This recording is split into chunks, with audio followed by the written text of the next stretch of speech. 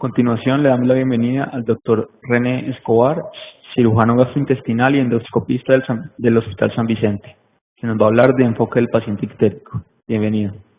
Profe, con esto,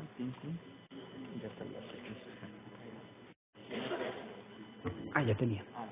¿Cómo están? Buenas tardes. Qué agradable volver a este seminario y ser parte como de ese proceso de formación en el que ustedes están.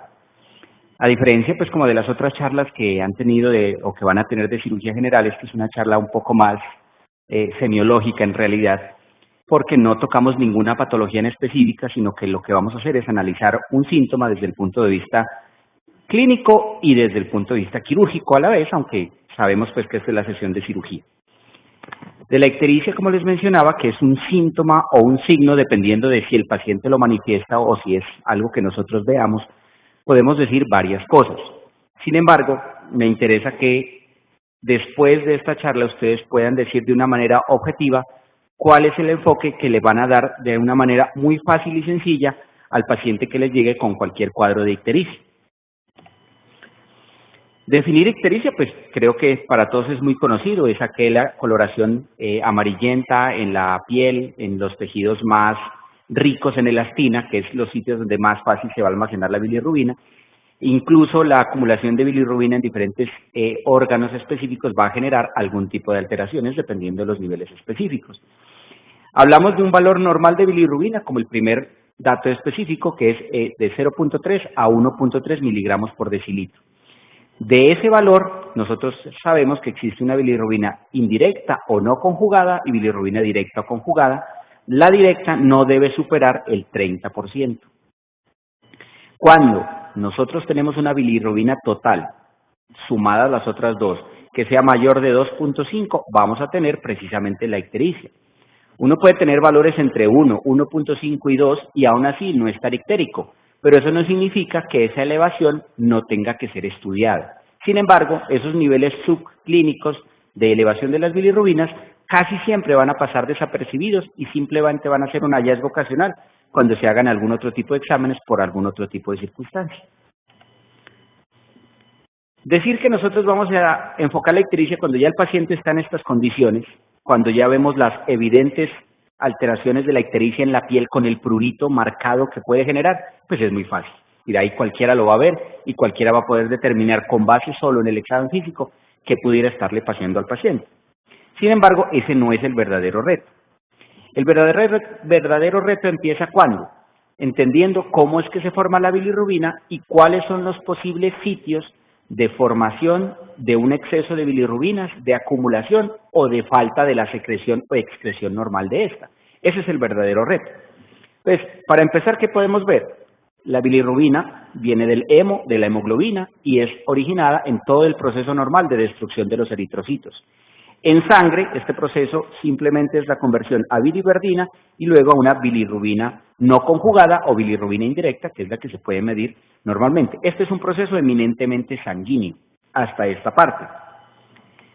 Cuando nosotros vemos esa destrucción de los eritrocitos por el sistema retículo endotelial, en el vaso o en el hígado, se va a liberar el hemo, que se convierte posteriormente en la bilirrubina no conjugada, y solo ahí, después de haber sido transportada por la albúmina, va a ser captada en el hígado. El proceso intrahepático sí es un proceso mucho más complejo, porque primero hay que conjugar la bilirrubina, el hepatocito tiene que captarla de la sangre, introducirla, posteriormente conjugarla con ácido glucurónido, almacenarla en unas vesículas y luego transportarla mediante unas sustancias especiales a los canalículos biliares para que salga a través del colédoco al intestino.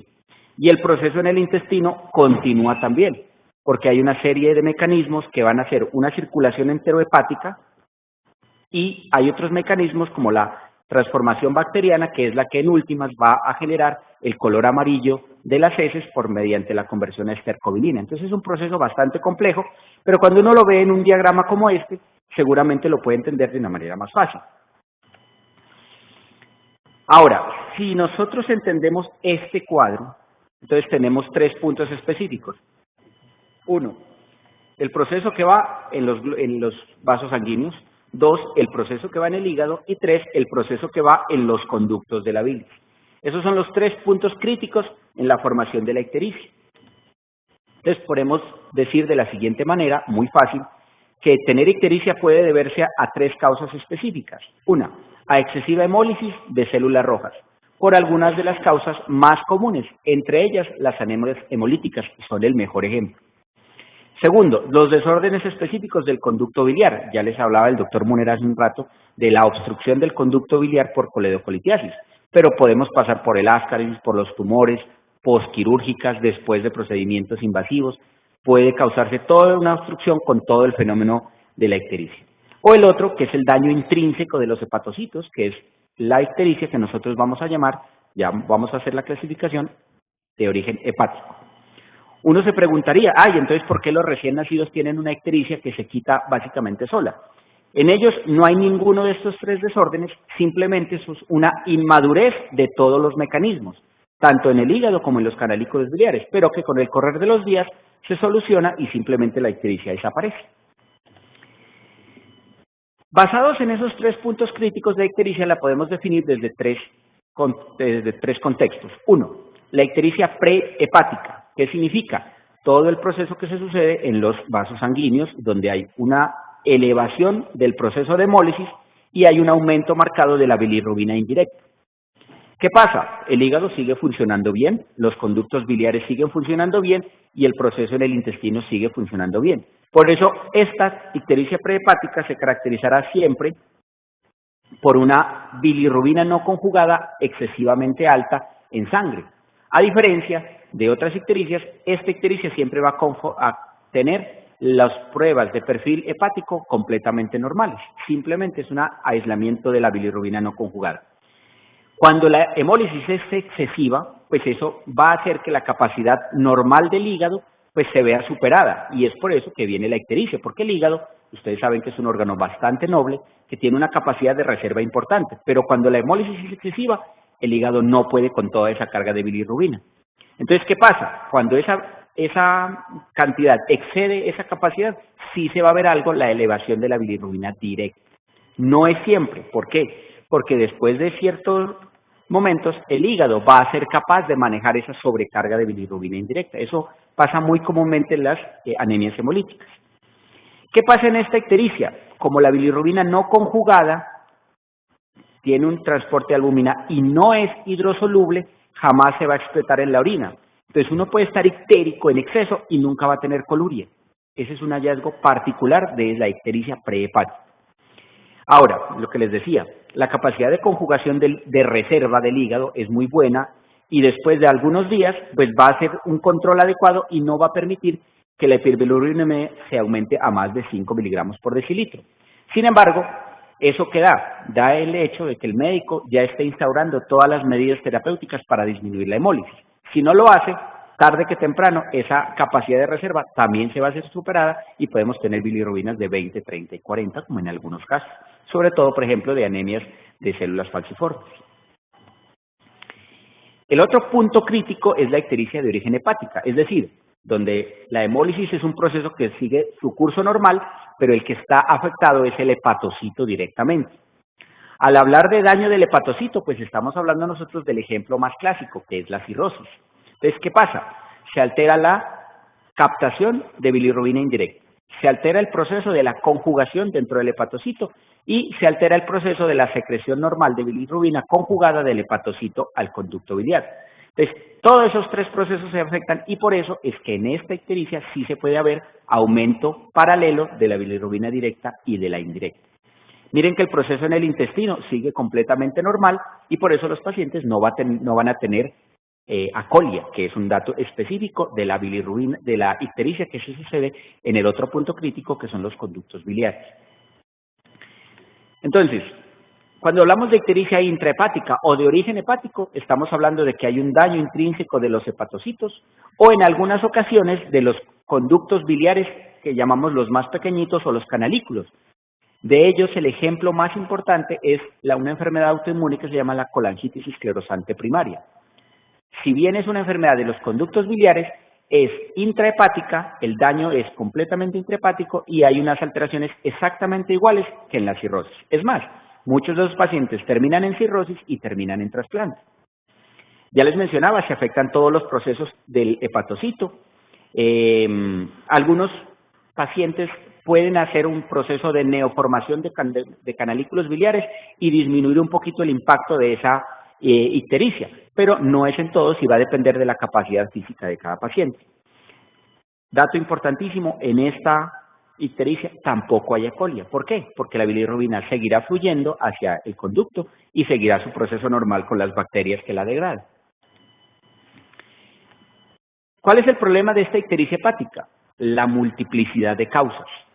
Cuando hablamos de cirrosis estamos hablando de un término genérico.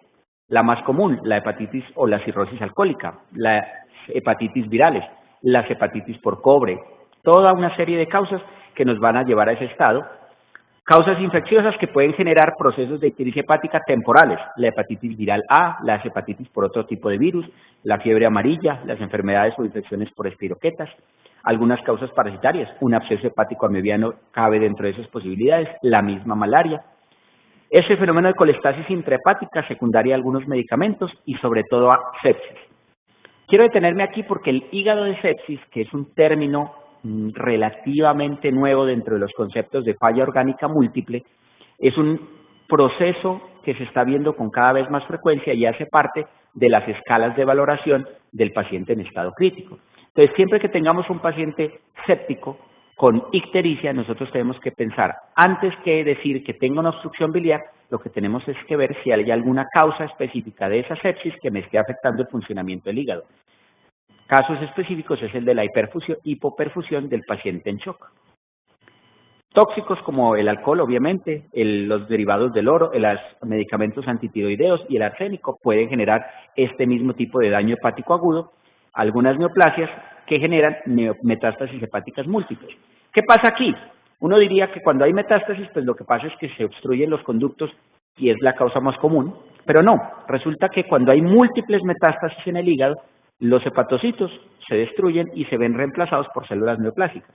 Entonces, si usted tiene una cantidad normal de hepatocitos, cuando hay metástasis hepáticas múltiples, esa se disminuye al mínimo. Entonces, es como si en realidad estuvieran fallando, aunque los que queden estén normales. Este es el otro punto crítico de la ictericia, que es la ictericia posthepática. Es decir, el sistema reticuloendotelial y el proceso de hemólisis funciona de manera normal. El hígado no tiene ninguna afectación intrínseca de sus hepatocitos y lo que está afectado es el paso de la bilirrubina conjugada del hígado al intestino. Es decir, el conducto hepático común, el colédoco o el mismo duodeno están obstruidos por algo. Específicamente, tiene que haber una causa definida de obstrucción biliar duodenal, puede ser en la cabeza del páncreas o puede haber algún tipo de tumor en esas zonas que se llaman los tumores periampulares. Los tumores periampulares son 4, como para que los tengan siempre presentes. 1, el cáncer primario de la ampolla de Vater, el cáncer del colédoco distal o colangiocarcinoma, el cáncer primario del duodeno, que es extremadamente raro, y el cáncer de la cabeza del páncreas. Esos 4 tumores son los definidos como periampulares, que son la causa neoplásica más común de este tipo de ictericia. ¿Cuál es la característica y en qué diferencia esta ictericia de las otras? Que no hay bilirrubina en el intestino. Por eso los pacientes no van a tener procesos normales de degradación por las bacterias y en esta se van a manifestar como acolia. Resulta que, como la bilirrubina directa se acumula en el hígado, después de cierta cantidad se reabsorbe a la sangre y la bilirrubina directa, al contrario de la indirecta, sí es hidrosoluble. Entonces, al ser hidrosoluble, puede ir a la excreción renal y ahí es donde vienen los fenómenos marcados de coluria, que es lo que la gente refiere como coluria color colombiana o color Coca-Cola. ¿Por qué? Por un exceso de bilirrubina directa, que eso incluso se puede medir en los parciales de orina. No debería haber bilirrubina como tal.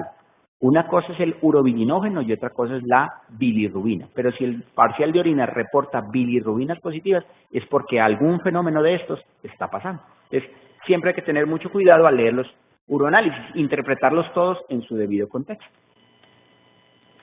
Entonces, les mencionaba, conducto biliar ocluido es la principal causa y la bilirrubina siempre va a tener la capacidad de ser hidrosoluble y por eso se excreta en la orina causando una coluria marcada. De todo lo que les he dicho, este es el resumen y esto es lo que más me interesaría que ustedes se graben de esta charla. Las tres tipos de ictericia en un fenómeno comparativo, dependiendo de su mecanismo, cuál es su principal manifestación bioquímica y cuáles son sus principales causas.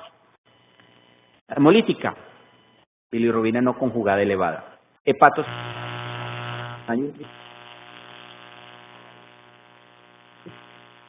¿Qué hay? Hay una liberación de las enzimas propias del hepatocito. Si bien las transaminasas no son únicas del hepatocito y se pueden producir en otros órganos, el hígado sí es el sitio donde más se produce. Por eso, cada vez que haya destrucción de hepatocitos por cualquiera de las causas que ya les había mencionado, van a salir al torrente sanguíneo unas altas cantidades de transaminasas TGO y TGP. Por eso todos los cirróticos, todas las hepatitis virales, todas las hepatitis por medicamentos, incluida la intoxicación por acetaminofén, van a causar unos niveles elevados de transaminasas. Y en la ictericia obstructiva, ¿qué pasa? Hay aumento de la bilirrubina conjugada y de los marcadores de la obstrucción canalicular, que son la fosfatasa alcalina y la gamma-glutamiltransferasa. Es un poquito más sensible la gamma-glutamiltransferasa, pero la fosfatasa alcalina en nuestro medio es extremadamente útil. Se puede ver fenómenos de neoplasias óseas que pueden elevar la fosfatasa alcalina de manera aislada sin uno tener ictericia, pero esos casos son también extremadamente raros. Por lo pronto, tener dentro del perfil hepático una GGT no es siempre obligatorio, pero en los hospitales que lo tengan es muy útil precisamente por la sensibilidad que tiene para detectar obstrucciones de los canalículos biliares. Pasa una cosa muy similar a lo que pasa con las transaminasas. El canalículo biliar conformado por unos colangiolos tienen altas cantidades de la fosfatasa alcalina. Al verse obstruido sucede un fenómeno también de liberación de estas enzimas y por eso se elevan en sangre. Las causas, pues ya se las había mencionado de cada una. En principio las causas de la anemia, de la ictericia hemolítica, pues va a tener todo lo que tiene que ver con las anemias hemolíticas, pero también puede ser secundaria a una transfusión de un grupo incompatible, es otro ejemplo muy clásico. Las lesiones que ocupan espacio, ya les había mencionado como causa de ictericia hepática, son a tener en cuenta porque hay muchas veces que el paciente con metástasis hepáticas múltiples es derivado a procedimientos de derivación biliar cuando en realidad no los necesita, sea de origen transparieto-hepático o sea endoscópico. Entonces, eso hay que tenerlo en cuenta porque las metástasis hepáticas múltiples son un problema de cualquier neoplasia. Como ejemplo adicional de la ictericia que se sucede por alteración de los canalículos biliares está la nutrición parenteral total. Es una causa un poco exótica, no es que haya una obstrucción como tal de los conductos biliares, pero ¿qué? La pérdida del estímulo alimentario en el estómago y en el duodeno hace que la vesícula y el conducto biliar no se contraigan y no expulsen la bilis que tienen que expulsar. No están obstruidos per se, pero la falta de estímulo hace que el paciente vaya acumulando progresivamente bilirrubina. Entonces, la ictericia en un paciente que esté recibiendo nutrición parenteral total de manera prolongada, no va a ser una cosa de 3, 4, 5 días, sino que llevan meses. Los mejores ejemplos son aquellos pacientes con síndromes de intestino corto que perdieron todo el intestino delgado y que tienen que ser sometidos a NPT por meses, a años incluso, pueden desarrollar todo este fenómeno. Incluso la NPT es causante de cálculos en la vesícula. Uno diría, para diagnosticar la ictericia, ¿yo qué necesito? Pues necesito un perfil hepático y con eso ya tengo todo, pero a veces no es así. Hay casos en los que aún teniendo un perfil hepático completo, más completo del usual, teniendo gamma-glutamiltransferasa, teniendo albúmina, teniendo tiempos de coagulación que son partes fundamentales del perfil hepático, aunque uno nunca los ve así, pues uno tiene que ayudarse mucho de la historia clínica. Los antecedentes en un paciente con ictericia son muy importantes. ¿Por qué? Porque puede tener antecedentes genéticos que nos puedan hacer pensar en una de las enfermedades primarias del hígado o enfermedades de las anemias hemolíticas. El consumo de alcohol obviamente es un antecedente demasiado importante en cuanto a cirrosis. La exposición a virus de la hepatitis, sea de familiares cercanos o de transfusiones o contacto con drogas intravenosas principalmente. Y toda enfermedad de la vesícula biliar que el paciente siempre haya tenido diagnosticada previamente. Y al examen físico, ¿qué es importante saber? Si esa ictericia está asociada a un síndrome constitucional. Cuando nosotros tenemos ictericia en el contexto de una pérdida de peso, el origen principal y lo primero que tendremos que descartar será una neoplasia. Si usted tiene un cuadro agudo de una ictericia asociado a fiebre, seguramente usted va a pensar en un cuadro infeccioso. Entonces, mire que el contexto del examen físico también es muy importante. Puede haber ictericia indolora, rara vez una cirrosis duele, obviamente las anemias hemolíticas no van a tener dolor en la gran mayoría de casos, y algunas incluso neoplasias obstructivas no van a presentar dolor. Pero, si usted tiene un cálculo obstructivo, le puede generar dolor en el hipocondrio derecho. Una hepatitis viral aguda le puede dar el mismo cuadro de la colangitis y ser confundido, incluso el paciente terminar en procedimientos invasivos para algo que no necesitaba. Entonces es importante tener claro la presencia del dolor y sus características. Ya les mencionaba cuando les diferenciaba los tres orígenes de la ictericia, si había coluria o acolia, son parte fundamental del diagnóstico en particular de la ictericia de origen obstructivo y todos los estigmas de cirrosis. Es importante que el médico los busque todos, empezando por la cabeza de medusa periumbilical, la presencia de hemorroides que muchas veces se le pasa a los pacientes simplemente por no examinarlo o por no tener un sitio cómodo para examinarlo, pero todos esos estigmas de cirrosis deben quedar anotados y descartados si no lo están en el examen físico de ingreso del paciente. ¿Para qué? Porque eso va a servir de guía en un futuro para que el paciente, si los comienza a presentar, más o menos se pueda saber la historia natural de la enfermedad. Estos datos son muy importantes, me gustaría también que los recuerden. Cuando hay coluria sin ictericia, lo primero que podría uno pensar es que hay una obstrucción parcial del conducto de la bilis. Y sí, en fases tempranas puede presentarse eso. Pero es más lógico pensar que si usted tiene una orina concentrada y no tiene ninguna otra de las causas específicas y no hay ictericia ni elevación del perfil hepático, pues usted va a buscar otras patologías que le causen coloraciones oscuras de la orina o pensar que el paciente está en grados avanzados de deshidratación. Cuando haya colia, siempre ustedes deben pensar que la ictericia es de origen obstructivo o posthepático y que la obstrucción es completa. Cuando haya colia, los procedimientos que se tengan que hacer para buscarle una salida normal o a veces anormal a la bilis deben ser hechos con prioridad. Hablamos de anormal cuando le buscamos una salida al exterior, que es el drenaje biliar externo. Esta triada, que para muchos será conocida de la fiebre, la ictericia y el dolor en el hipocondrio derecho, que se llama la triada de Charcot, puede ser causada, como les decía, por dos patologías, por la colangitis o por la hepatitis viral aguda. Cualquiera de las dos se puede confundir. Pudiera ser que nosotros diferenciemos el tipo de dolor porque la colangitis dará un dolor tipo cólico, mientras que la hepatitis viral dará un dolor sordo, continuo, de leve a moderada intensidad. En cambio, el cólico, que alguien preguntaba en la charla anterior, el cólico biliar suele ser intermitente, calma por unos momentos, puede ser por unos pocos minutos, y luego vuelve a ser muy intenso. Entonces, esa diferenciación del dolor dentro de la semiología sería muy importante, pero habrá pacientes que ni siquiera sepan expresar esas características, y por eso, en ocasiones hemos visto que a una hepatitis viral aguda se le ha pedido incluso una CEPRE. Entonces, hay que ser muy críticos con ese triada de Charcot. Y el otro síntoma, que es derivado de la acumulación de las bilirrubinas y una hiperestimulación de los receptores y de los sensores de la piel, es el prurito. Siempre va a haber una característica muy particular y es que el prurito va a ser mucho más marcado en los pacientes que tienen problemas de los conductos biliares. Y el ejemplo más común es el de la colangitis esclerosante primaria.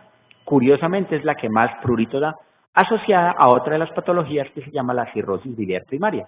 También un daño intrínseco a los hepatocitos de origen inmune. Son las dos patologías que más prurito dan. Es curioso y vale la pena mencionarlo. Hay pacientes con esas enfermedades que su hígado puede estar funcional, pero que el prurito es tan intenso y que no se dio absolutamente a nada, que el prurito en sí se puede convertir en una indicación de trasplante hepático. Y esta es la otra tablita que resume ya no la parte clínica, sino la parte de los laboratorios. Entonces, mire cómo podemos diferenciar con base en el perfil hepático si usted tiene una ictericia prehepática, intrahepática o poshepática. En la prehepática, mire, el perfil hepático casi siempre va a estar normal, el urobilinógeno siempre va a estar presente en la orina y la que se aumenta es la bilirrubina no conjugada. Ejemplos, ya habíamos dicho. En la intrahepática se pueden elevar ambas bilirrubinas, una más que la otra, dependiendo de ciertas circunstancias de cuál mecanismo esté más alterado. Las transaminasas van a estar elevadas siempre en todas las ictericias hepáticas, mientras que la fosfatasa alcalina y la GGT van a estar en rangos aceptablemente normales. Mire que la bilirrubina urinaria aquí se comienza a estar ya presente. ¿Por qué? Porque parte de la bilirrubina directa que se aumenta, pues va a empezar a excretarse por la orina. Entonces, este perfil es el que tenemos siempre en una hepatitis. Este perfil siempre va a ser de la anemia hemolítica y este perfil con bilirrubina indirecta normal o ligeramente aumentada, con bilirrubina conjugada o directa aumentada y con fosfatasa alcalina y GGT aumentadas, son el que tenemos en casos de obstrucción del conducto biliar. Estas características y este perfil uno siempre lo debería tener en mente cada vez que aborde un paciente con ictericia. La gran mayoría de los casos cumplen este perfil.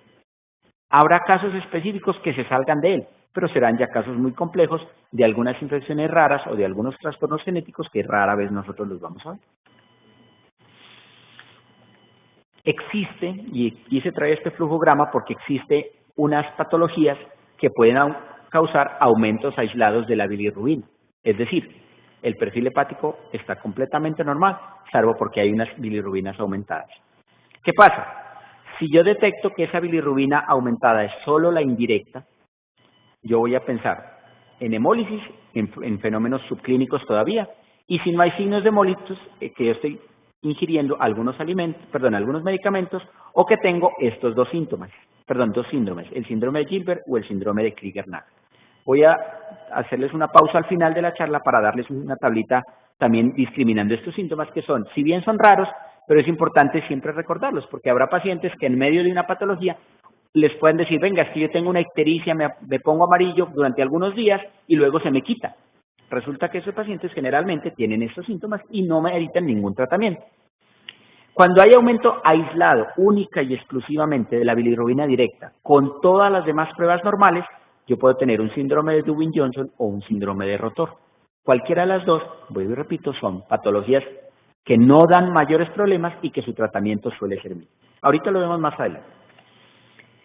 Pruebas adicionales que yo me puedo hacer uso para tratar de definir el origen de la ictericia, pues obviamente todas las infecciones me van a elevar los leucocitos y los reactantes de fase aguda. Normalmente la cirrosis cursa con otras alteraciones como la trombocitopenia y la anemia. Entonces, métodos para diferenciar. Los marcadores de hepatitis viral, siempre tener en cuenta la hepatitis A y en nuestro medio está cobrando mucha fuerza la hepatitis E como causa de hepatitis aguda. La hepatitis B, C y D son causas de hepatitis crónica, pero también está comprobado que hay hepatitis B aguda o hepatitis C aguda.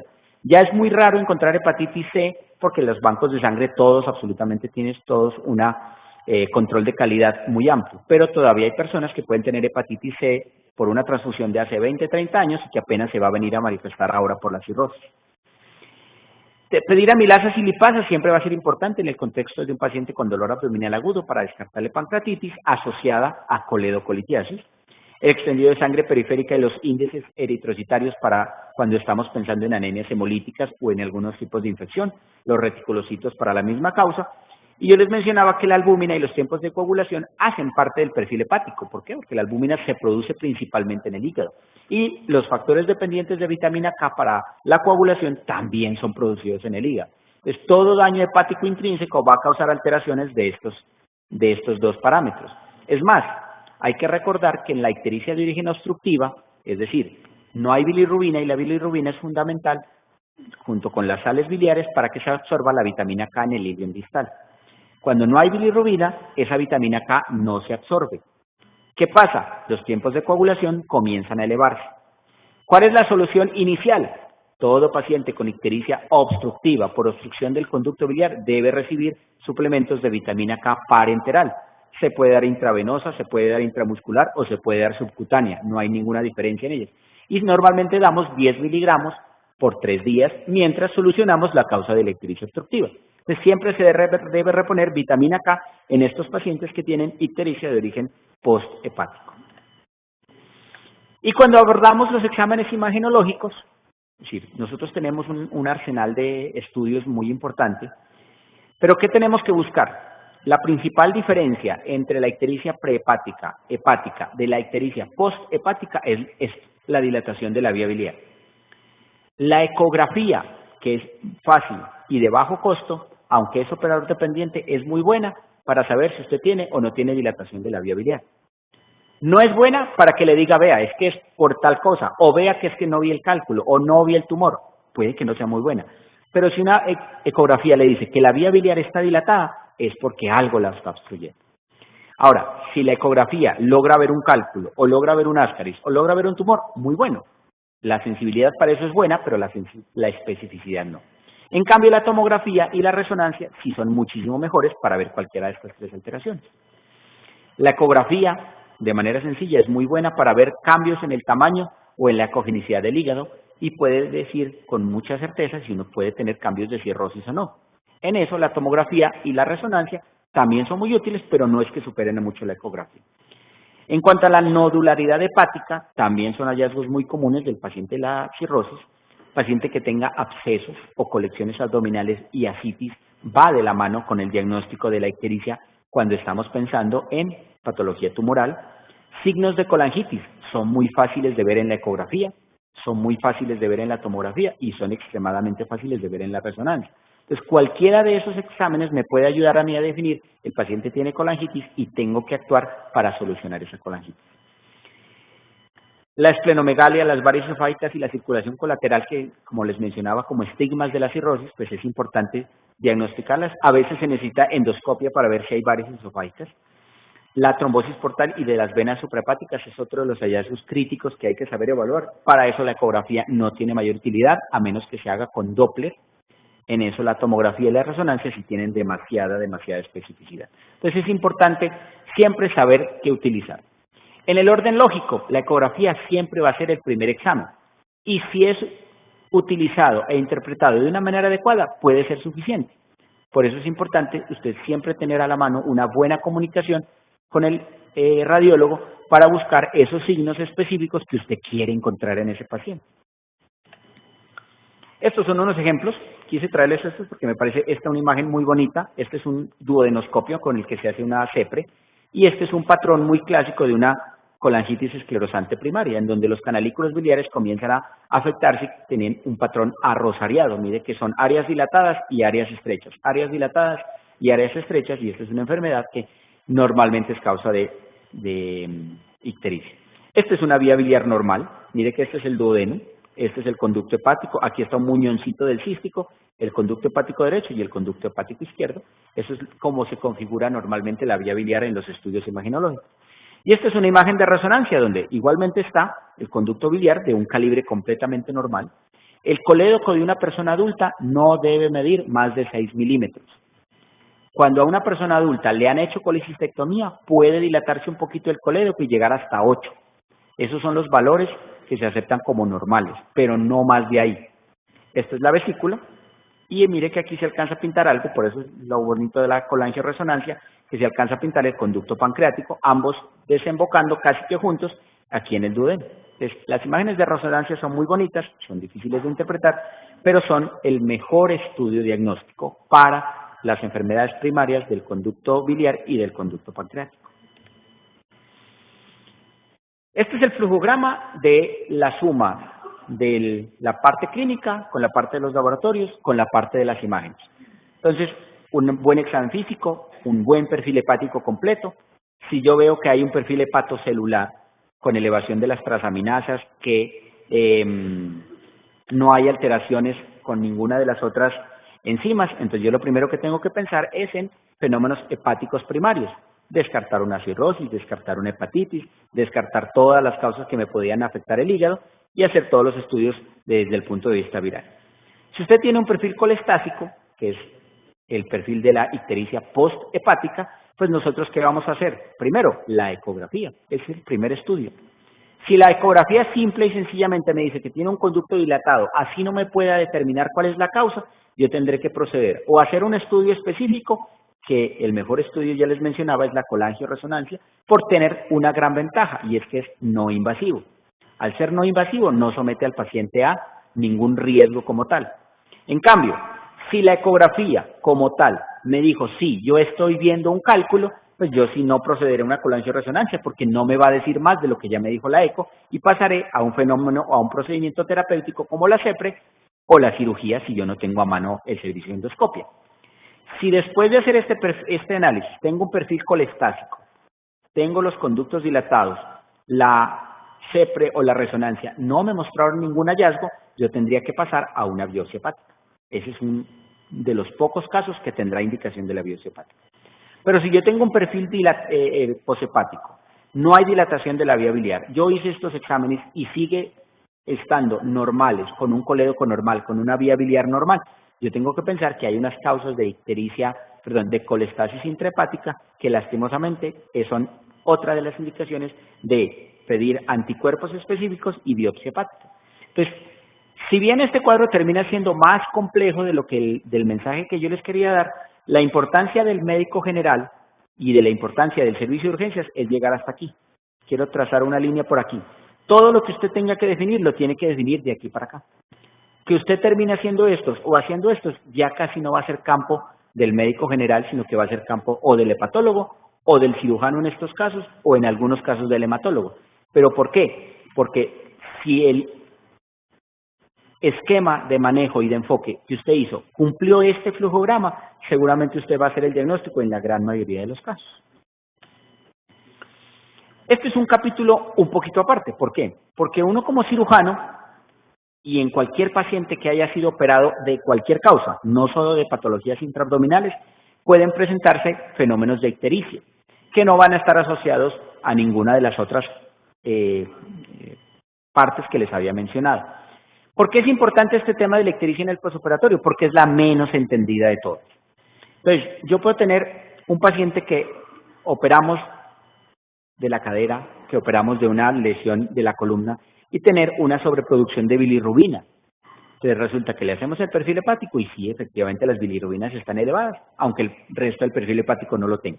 Entonces yo tengo que pensar o en medicamentos que me afectaron directamente el hígado, en prótesis valvulares que también causan algunos fenómenos de destrucción de los eritrocitos, en grandes hematomas. Es curioso, pero un paciente politraumatizado que no se llevó a cirugía, pero que tiene hematomas en partes múltiples de su cuerpo, al resolverle ese hematoma va a causar liberación de bilirrubina al torrente sanguíneo y va a ser ictericia. Transfusiones, si se realizaron sin tener en cuenta todas las recomendaciones del caso, o puede manifestarse un síndrome de Gilbert que simplemente se desencadena en el postoperatorio, pero por sí solo resuelve. El otro es que haya un daño específico del hígado en el estado postoperatorio. ¿Cuál es el mejor ejemplo? Puede haber una hepatitis aguda por los gases anestésicos, especialmente cuando se utilizaba el alotano. Ya no se usa, pero con los otros gases está demostrado que se puede producir en un bajo porcentaje. Pacientes que tengan NPT, cuando no puedan ingerir vía oral por alguna cosa, se les debe poner NPT. Pacientes sépticos en estados de shock que hayan hecho hepatitis isquémica, algunas hepatitis virales que se adquieran en los estados posoperatorios, aquellos pacientes que tengan sepsis, y el hígado de sepsis es el mejor ejemplo de la disfunción hepatocelular en el postoperatorio. Alguien en la charla de antes preguntó la colecistitis acalculosa. ¿Qué es esa patología?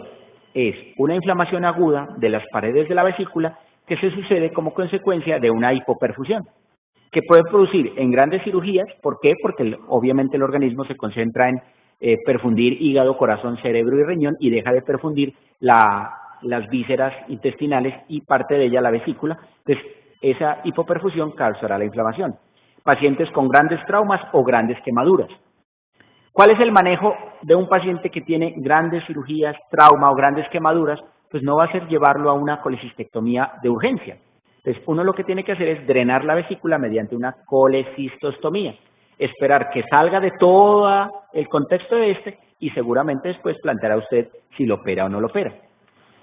Y el otro es el paciente que ha sido operado directamente de los conductos biliares, que se le hizo una ColeLab, que se le hizo una exploración de vías biliares, que se le hizo una cirugía de Whipple, que se le hizo una derivación biliar porque tenía alguna otra cosa. Entonces, ¿qué puede pasar? Que cualquiera de esas anastomosis o cualquiera de las técnicas que uno utiliza para cerrar el conducto cístico en una colecistectomía, pues falle. Entonces, haya una fuga u obstrucción de la vía biliar postoperatoria por un cálculo que se quedó, que no lo vimos y que no lo identificamos y se quedó allá, porque el clipcito que le coloca uno en la colecistectomía se suelte, o porque el nudo que hizo el residente de primer año no quedó bien, entonces se soltó el nudito y queda una fuga del cístico, el paciente puede hacer un biliperitoneo o puede hacer un bilioma, que es una colección de bilis debajo del hígado, o puede haber una fuga de la anastomosis en cualquiera de las cirugías que les mencioné. Entonces, esos pacientes, ¿qué hacen? Empiezan a hacer una ictericia simplemente por acumulación de bilirrubinas. Cuando hay un biliperitoneo, es curioso porque es muy doloroso, tienen una ictericia muy rápida, pero se resuelve muy rápidamente en la medida en la que el biliperitoneo se drene y el cirujano haga la reintervención y deje los drenes adecuados. Entonces es importante saber que no va a ser una ictericia duradera, sino que simplemente hay que corregir la causa que la causa. Entonces es importante recordar que en el posoperatorio las causas de ictericia pueden ser múltiples, que se salen de todo contexto de las otras 3 manifestaciones, pero que si el médico, sobre todo el cirujano, pues porque ya esto no va a ser mucho del contexto del médico general, es juicioso, pues va a poder resolverlas de una manera muy rápida. Y esta es la tablita que yo les mencionaba, para que también la guarden si ustedes quieren, donde están identificados el síndrome de Klinger-Najar, el síndrome de Gilbert, el síndrome de Dubin-Johnson y el síndrome de Rotor.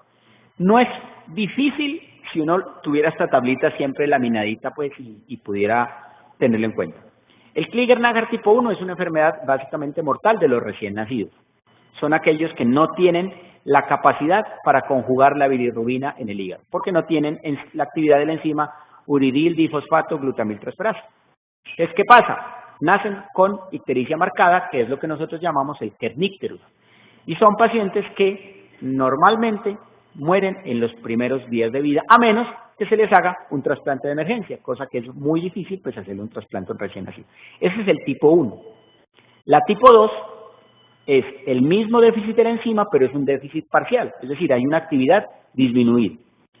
Estos pacientes pueden hacer niveles altos de bilirrubina, pero estos pacientes pueden vivir a largo plazo y curiosamente el tratamiento es con fenobarbital, pero viven ictéricos permanentemente. El síndrome de Gilbert es también muy raro junto con los otros, pero es el más común de estos. Es una ictericia de origen intermitente que resuelve por sí sola. Mire que el tratamiento en ellos es completamente innecesario, no necesitan ninguna cosa. Puede desencadenarse incluso con algunas situaciones de estrés, pero resuelve inmediatamente sin ningún tratamiento. Un poco más raros son el Dubin-Johnson y el síndrome de Rotor. Mire que estos tienen que ver con la función del hepatocito, estos 3 primeros.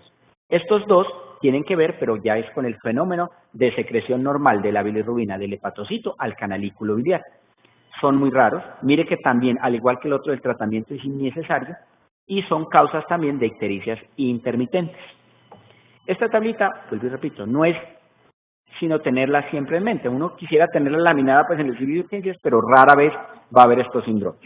Entonces, ¿cuál es el mensaje con la ictericia?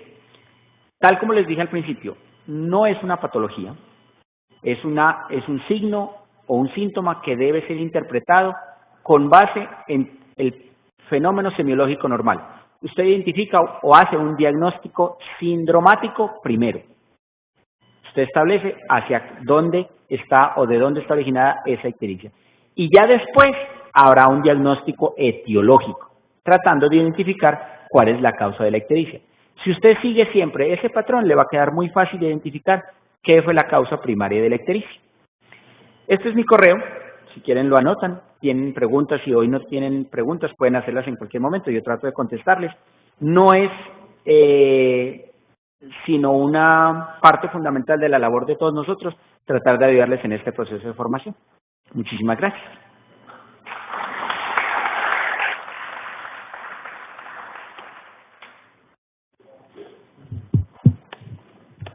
Preguntas.